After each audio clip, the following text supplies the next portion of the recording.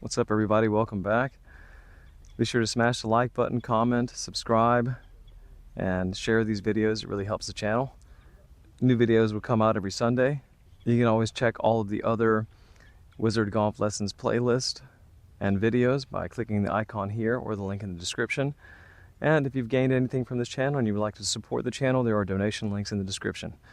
So I had initially planned to work this entire series from the green backwards to the tee, but I found it necessary to go ahead and go over some of the longer swings like the driver in the woods, which is why we spent a little bit of time going over those things to get you guys off the tee and hopefully get you crushing the ball a little bit longer and maybe straighter than you were before. But now, instead of dropping back from the hybrids into the long irons, we're going to work the other way. So we're going to go back and pick up with pitching, but not pitching. We're going to go one step further than that into short approaches or into the wedges and how to play wedges. I really love playing wedges. It's really the forte and the strength of my game. So I have a lot to share about this. I've spent a lot of time practicing the wedges.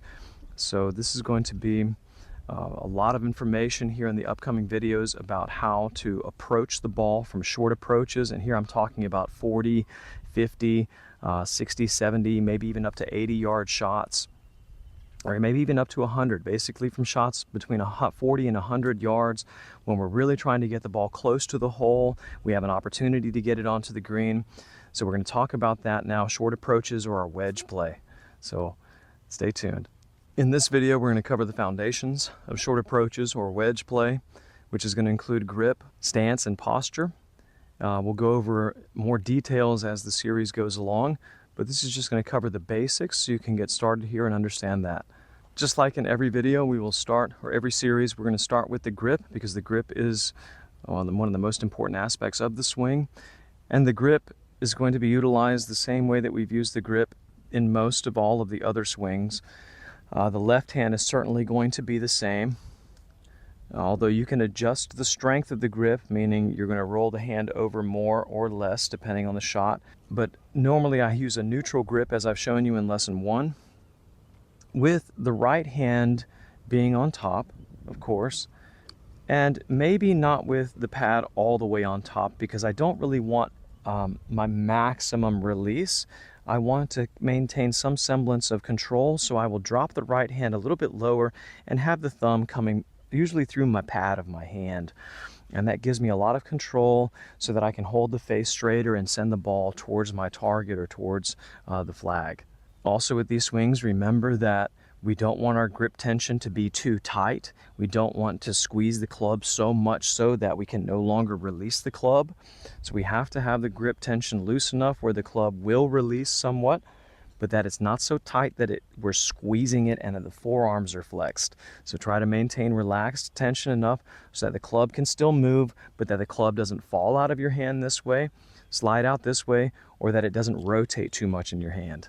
The grip is relatively long, so we have different positions where we can grip the club depending on what type of shot we're going to hit. I don't always grip the club in the same place, meaning I don't always grip it on the end of the club. I tend to grip the club shorter because it gives me more control and less power. When we're hitting our wedges into our short approaches into these greens, normally power is not an issue, but direction and distance control is. And we tend to have more control when the distance between our hands and the club is less. So I tend to grip most of my short approaches or wedge play shorter and not on the end of the grip, because this gives me more control. But you can grip it in various directions, in various distances, and up and down the shaft, depending on what type of shot you want to use. We'll go over more on this in detail in the upcoming videos. Now we'll go over stance and posture. When hitting shorter approaches, and by short approaches I mean that we're not taking a full swing at the ball. These are going to be half swings or three-quarter swings or partial swings. Typically, we can't do two things at the same time. There's a spectrum in golf where we have maximum power and maximum control. It's difficult to get both of those things simultaneously. So when I have a wedge in my hand, I'm not thinking hit it as hard as I can and as close as I can at the same time. I'm really thinking more on the close side, so power is not really a concern. I'm concerned about direction and distance control and not really about power. So that being said, when we have these shots that are 40 or 50 or 60 or 70 yards away, we're not usually swinging wide open. We're going to be taking, like I said, partial swings, percentage of these swings, and there are various different methods to do this. I'm going to suggest the method that I use, and you can adapt and modify it from there. But we're going to start with our posture and our setup, how we're going to approach the golf ball to give us the best chance. Because distance is not really a concern here for these shots, I don't really want a wide stance. Typically, the wider stance I have, the more I'm going to use the ground energy to get some power into the shot. So just like a chip or a pitch where we had a narrow stance and the left foot is open, we do want the left foot open and the hips kind of open because we want to think of this as, underhanding throwing a ball to the target this way. And it would be much more difficult to do if we're square. Furthermore, having the hips already in an open position will restrict the amount of hip turn that you get backwards, so you will limit your power but maximize your control. So we don't want a lot of back hip turn in this shot as we do in the driver. We want to kind of limit that, and we can do that by go ahead and rotate your hips and your body, the lower body anyway, more towards the target. I like to approach the shots with my right foot, my back foot, perpendicular to my target line or even slightly inward, and then my left foot quite open. Not quite 90 degrees, but quite open, so that I'm facing the target. This allows me to really look at the target and focus on my direction where I'm going to hit this golf ball. So my hips are open. I have a very narrow stance for these shots. I don't need a lot of power, so I can stand, with my feet relatively close together, kind of where I would stand normally. So this is what my position would look like from the face-on view. Now, even though I have my lower body open to the target, because I'm restricting how much turn I get in the backswing with my hips, the shoulders do need to be square with your target line. I do not want to stand at the target like this, because then my shoulders are way too open. Even though I can have my hips open, I can have my shoulders square to my target line. Even though my hips are slightly open, I can still get my shoulders square. It's important to have the shoulders square to the target line so that we can swing in the path going to the target line. I do not really want to cross up my shoulders with my target line in either direction too much. So having the shoulders kind of square, but the lower body kind of open. So it's like we're just having a little bit of tension already where the lower body is open and the upper body is still back to the target. Something like this. And I'll show you this view from down the line.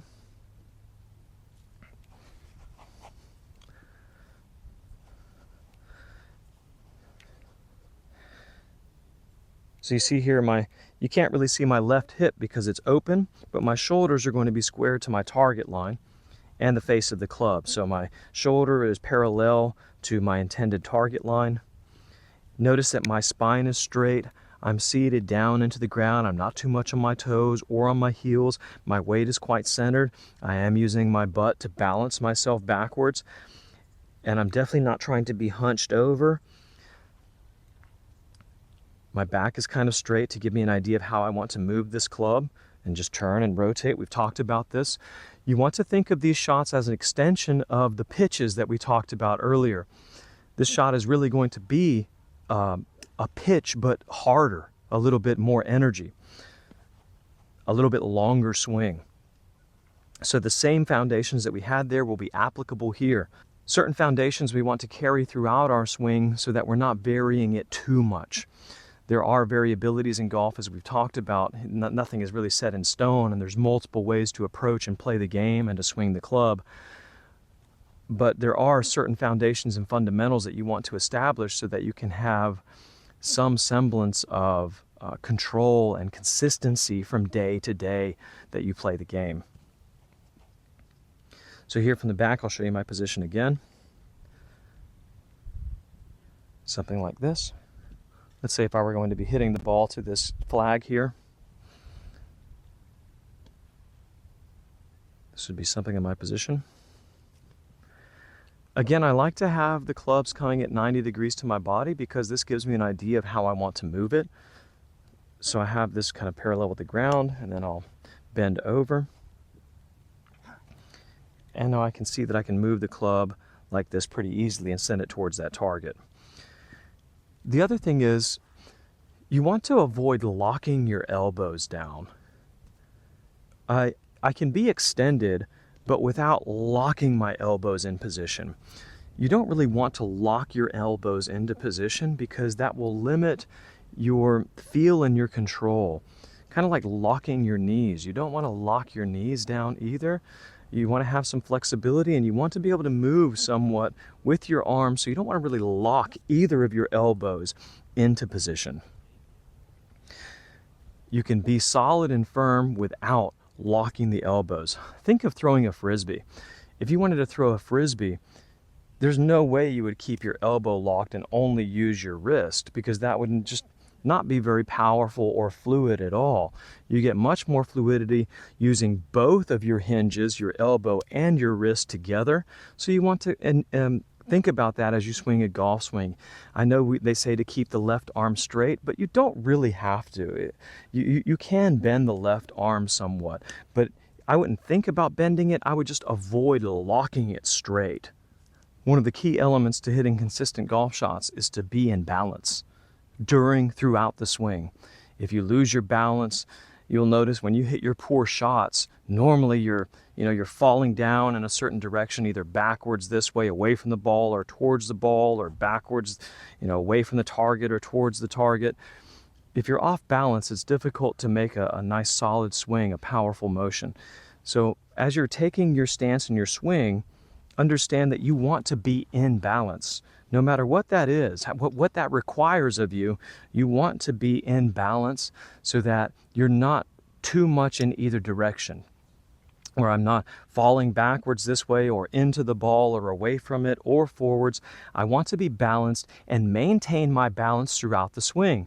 So as I take the swing backwards, obviously weight is going this way, motion is going this way, so I have to counteract by moving my hips this way. You'll notice as I swing back, my left hip goes out some because I have to counterbalance this motion with that motion. And this is okay. Also notice that my legs will move. They have to move as I turn.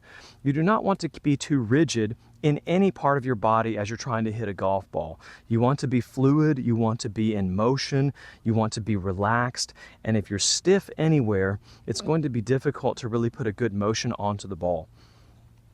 So allow your legs to move to help you maintain your balance as you swing.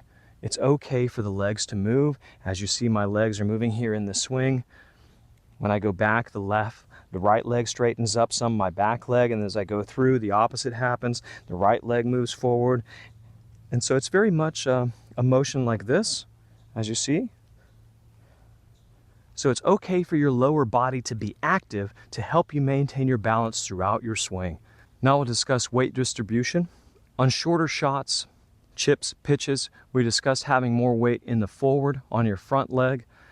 Because we're moving in that direction, we certainly don't want to fall away from the shot like a fadeaway. We want to move and stay down and into the ball forward. So most of my short approaches, I'm going to have more weight on my left leg, on my heel when I set up under my left foot than I am on my right. I'm going to be more this way than backwards. Because again, we're not really looking for so much power here, so we don't have to move back like we do with the other clubs, the driver and the woods. We can kind of stay forward because we don't necessitate the power. Just picking the club up at the top of our swing is going to be plenty for us to deliver the power that we need for whatever distance. So weight distribution is going to be very much on the front. Not 100% of course, but more than 50-50. I would say somewhere between 60 and 80% on the front than on the back. So that way when we swing, we can be sure that we move forward. When I load up into my shot, backwards, I'm also loading up down into the left, which is opposite of what normally happens. Normally we load up onto the right, but we don't want that kind of weight transition. We want to pivot our weight from the left and stay on the left so we don't have this so much lateral sway, because we don't need that type of power on these shots. It's easier to hit these just maintaining your position on the left side, swinging like this so that I'm always on the left, positioning always on the left, rotating and powering from the left all the time, not necessarily transitioning like I would on a driver where I pick my toe up and my weight is on my right and then I'm going to the left. With the short shots, you can get much more control if you just position and start on the left, stay on the left. And that way you're always going to be moving forward through the shot, hitting down through them, and you'll be less likely to fall back and fall away from it and hit them fat or thin. So I suggest having weight distribution on the front, and as you swing, trying to maintain that weight here on your position on the front leg. You can practice some swings by just kind of getting on your toe or taking a lot of weight off of your right foot or your rear foot and taking some swings and feel what that feels like when you turn back to load down into the left side so that your weight is on your left side. As you can see there, I'm loaded at the top of my swing. I can take my right foot off the ground and then move forward like so. So a lot of weight, most of the weight is hit on the left side, is on the left side. We want to rotate and load up into the left and then hit from the left also. The last thing we're going to talk about today is going to be ball position, where to position the ball. Because we have a narrow stance, our ball position is more limited than it would be if we had a wider stance. With a wide stance, I can position the ball, essentially between my heels. And so I have this much distance, but with a smaller stance, I don't have that much ball position. I can put it out a little bit further than my heel towards the toe, towards the front like this, or towards the rear of my stance like this. And these are variable. I consider essentially 3 different ball positions for these types of shots, but I really don't try to vary my ball position that much. I try to have a default position, which is normally further towards the back, because we are hitting wedges. Wedges work well when the ball position is in the back, and we can have forward shaft lean. When you have forward shaft lean, this ensures that the club is going to be working downward through impact and not upwards. If the shaft lean is straight up and down, the club can only go upwards from here in this direction. If the shaft lean is forward, the club will travel downwards as it moves through the ball. So having the shaft lean forward ensures that we can hit downward on the golf ball. It's hard to hit downward on the golf ball if the shaft is vertical. So when hitting wedges, you want forward shaft lean for sure. You definitely do not want the shaft or your hands to be inverted or backwards behind the ball. We want the hands in front of the ball. Now, to get forward shaft lean, it's more than just pushing the hands forward in front of the ball. I want really the shaft to be a straight line with my left side, with my left arm, my front, my lead arm. I do not want the shaft to be in line with my rear arm, or in this case, my right arm. I want it to be in line with the left because this is where we hit from. We'll be impacting it like this.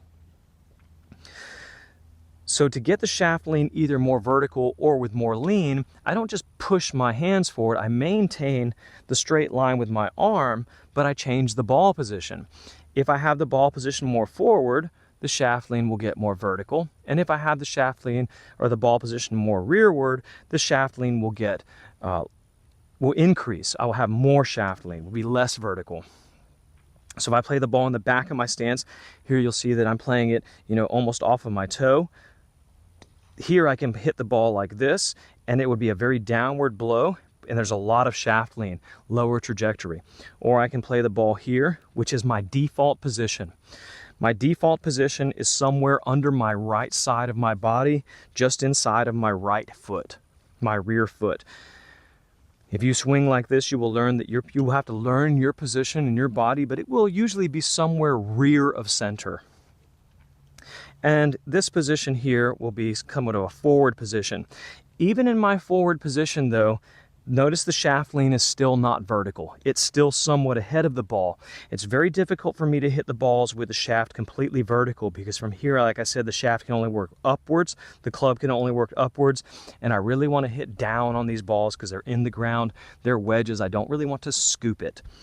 So we need the shaft to be leaning somewhat. Even in our forward position, it needs to be slightly, your hands need to be slightly ahead of the club head. So you can adjust your shaft lean, how much shaft lean you have, not by just moving your hands, but by moving your ball position. Moving the ball position is what adjusts the loft of the face and the shaft lean. That's going to do it for today. Thanks so much for hanging out and watching. I really appreciate all of my subscribers and all you that watch the videos. Thanks so much. You can always check out 2 of the other videos here and subscribe here. See you next time. Bye.